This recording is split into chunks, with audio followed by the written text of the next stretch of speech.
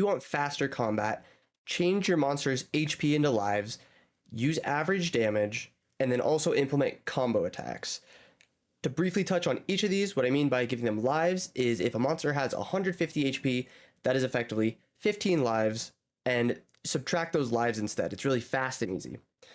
Average damage, pretty self-explanatory. Use the average damage, they're all listed in the monster stat block. And for combo attacks, if you have 20 of the same monster and they all have the same attack, maybe roll the d20 only 4 times and combine those attacks all into one. It'll add a lot of tension and drama, having the big, high, large numbers flying out at your players. So that's a very brief just introduction. If that is enough for you, I appreciate you guys. Thank you for watching, and I'll see you in the next one. But otherwise, I'm going to be diving further into each of these points. All right, starting off, let's take a look at lives.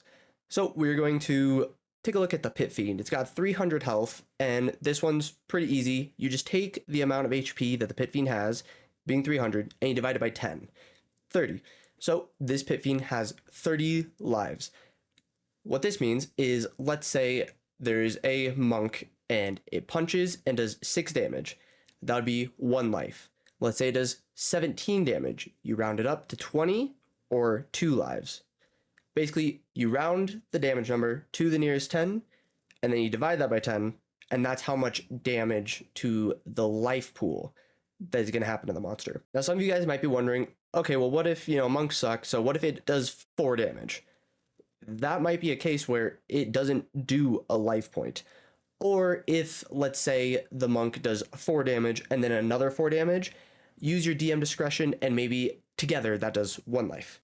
I also want to add to the lives that some people might have a problem with this because it's not precise, but what I want to remind you is if you take a look at the Pit Fiend again, it has 24 d10 plus 168. That 24 d10 is an option you could do to roll to add variance to the hit points of the monster. So if you're fighting 5 different monsters, realistically, they're not all going to have the same amount of hit points. And even if it is just one monster, this Pit Fiend might have different hit points than another Pit Fiend. And using the live system can kind of represent that variability. Next, we're going to take a look at how average damage would work. Let's once again take a look at the Pit Fiend stat block. We can see it has a bite attack that if this hits is going to do 22 damage on average. By quickly just throwing out that 22, it's going to speed up combat instead of taking the time to roll the dice. With the Pit Fiend specifically, you have a saving throw effect on top of it, where you have the player make a con save to see if they get poisoned and to see if they take damage. You still do all that as normal, have them make the con save. If they fail, then they take the, once again, average damage of that, which is 21. Do this for each attack, so you're only rolling the d20s. Something I do want to throw in here is kind of the order of operations of how I'm telling my players damage in relation to when things hit. This is important now for silvery barbs being in the game.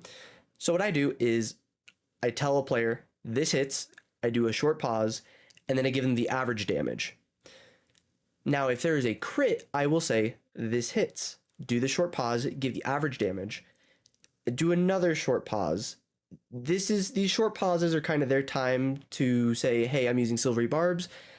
You are rushing them a little bit, but because it's a reaction kind of in the thick of combat, they're going to need to decide quick. I think that really represents what's actually going on in the fight, so I don't feel bad about these short pauses and rushing the players. But anyways, after you give the average damage, you take another short pause, and if it's a crit, you then roll the damage dice on top of the crit, and then you give them that number, and they miss their chance to use silvery barbs. This is personally how I run it. You are welcome to, right as there's a crit, say, this is a crit, and give your players the chance to use silvery barbs. It feels really good as a player to negate a crit with silvery barbs. It feels a little bad as a DM, having a level 1 spell with that kind of power, but totally up to you. You can run it how you would like at your table. Before I go into this last tip, if you have any questions, please throw them in the comments, and there's a chance that I can even just straight up make a video on them. I'm looking for video ideas, and the best spot for video ideas is answering any questions you guys might have. So while with all these other tips are things that I have tried, when we go into combo attacks, I have to be transparent and say, I haven't used combo attacks yet, but it's something I just recently kind of put together in my head after what should have been a fantastic combat just got completely slowed down by way too many enemies having way too many attacks. So I had a combat with 12 Horned Devils, which I will throw on the screen now. And quickly to just kind of say what Horned Devils do is they have their fork and tail attacks, and they can make a combination of 3 of those. But what they can do instead of making 3 of those is they can do 3 hurl flame attacks. So with having 12 devils, each making 3 of these hurl flame attacks, that was 36 attacks I was rolling every single fight. This fight was supposed to be unreasonably difficult for my players. It was more an escape mission after a wish gone wrong, but the tension of the thing just died because of having to roll for all 36 of these attacks. What I wish I did instead was to just roll 3 attacks. And so the first d20, if that hits, that is going to be 12 of these hurl flame attacks hitting, as they kind of are all happening in sync. This is absolutely filthy dangerous. If you roll a crit, things can go south really fast. Personally, as a DM, I'm a little bit of a brutal DM, and I'm okay with that. I typically give my players options for resurrection, so if a combat is going to be very swingy and very difficult, I think it adds to the fun of the game.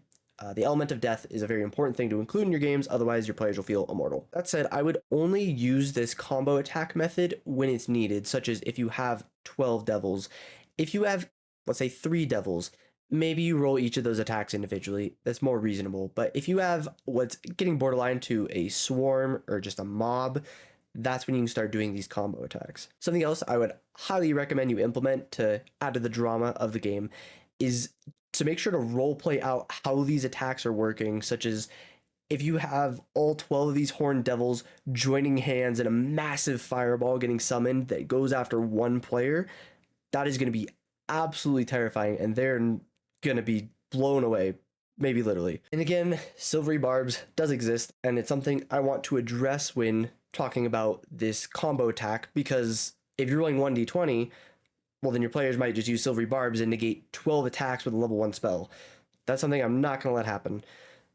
So if a player is going to use silvery barbs, roll a d20. If it still hits, proceed as normal. You don't have to worry about anything.